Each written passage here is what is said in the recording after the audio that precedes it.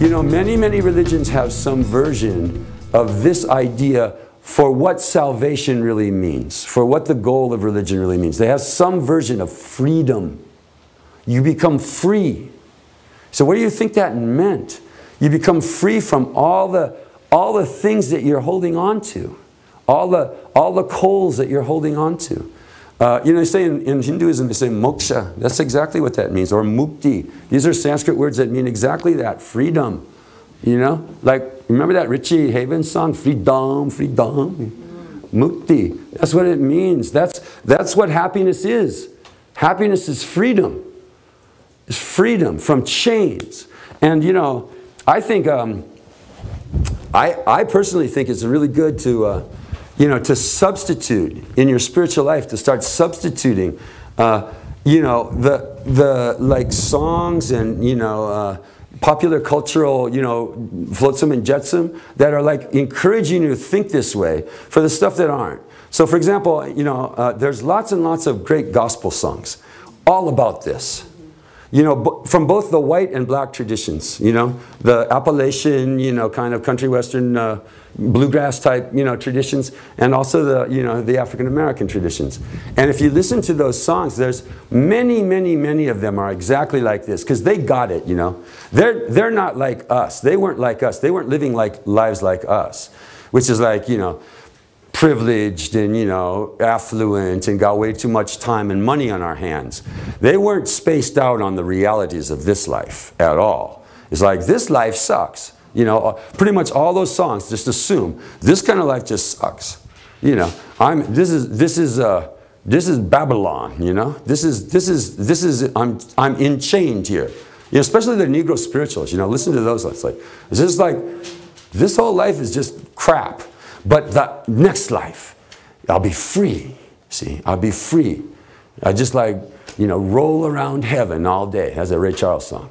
The lucky old son, got nothing to do but roll around heaven all day. That's what I'll be like.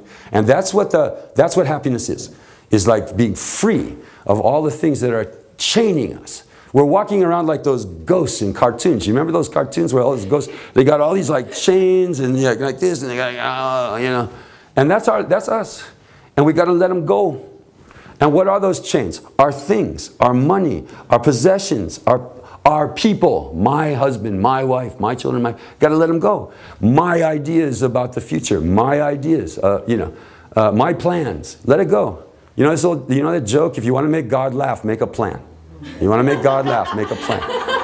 You see? So it's like, forget about it. You see? Just start living your life happily in the present, free, and start being free. Start acting free. See, you know, we were talking about this before. As the method has to conform to the end. The means and the end have to conform to one another. If the end is freedom, how are you going to practice that?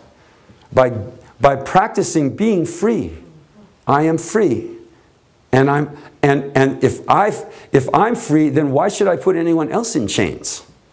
Right. Why should I be putting anyone else in chains? No, don't talk to him. You're mine.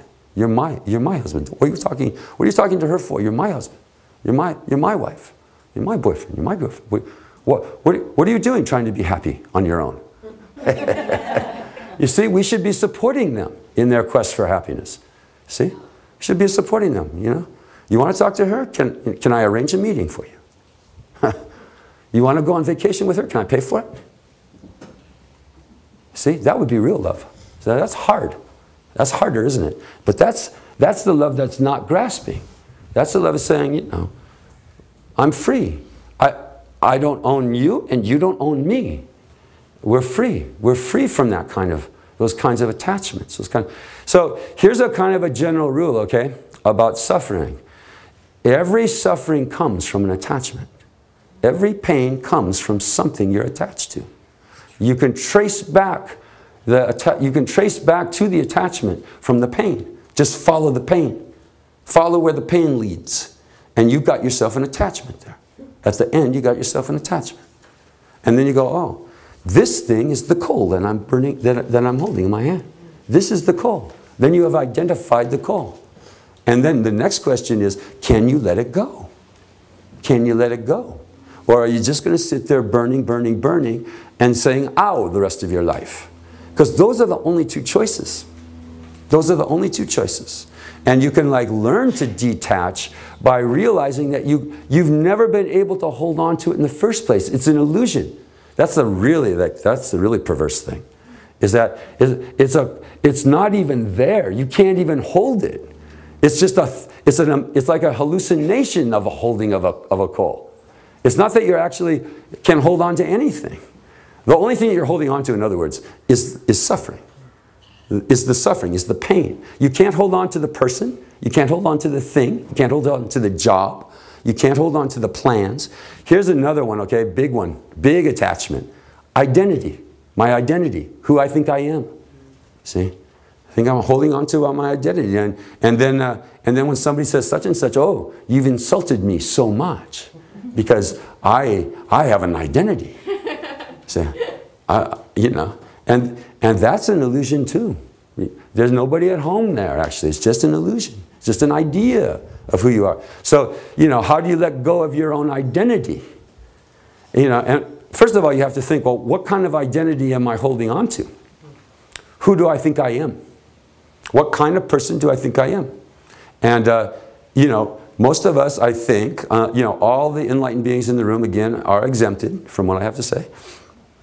But most of us, I think, are grasping on to an identity of being a limited, suffering schmuck. That's me.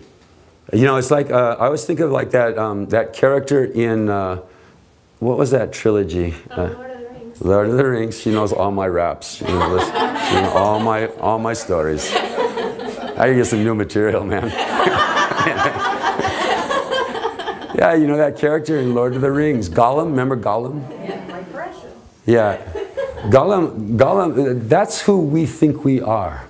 He's this like twisted little wretched little being who's like unhappy and like kind of mean to everyone else and just worrying about themselves all the time. And then we attach ourselves to that, of all things. And so they thought, oh, that's me. You know, don't hurt me, and certainly don't take me away from me. You know, don't rip my Gollum away from me. Don't take my Gollum. I'm Gollum, and you know, and I want to stay Gollum. You see, Gollum's got to go. So Gollum's got to go. Gollum's doomed. If you want to be happy, Gollum's got to go. Okay? It's like showdown at OK Corral between, you know, happy you versus Gollum you. You know, and there ain't room in this town for both of you. So, who's gonna go? Okay? No, really, and you gotta get used to the idea that in order to be reborn, you must die. See, that's not just in Christianity. That's a very, very powerful concept. That is the main deal in Christianity, actually, right? That's the whole deal in Christianity.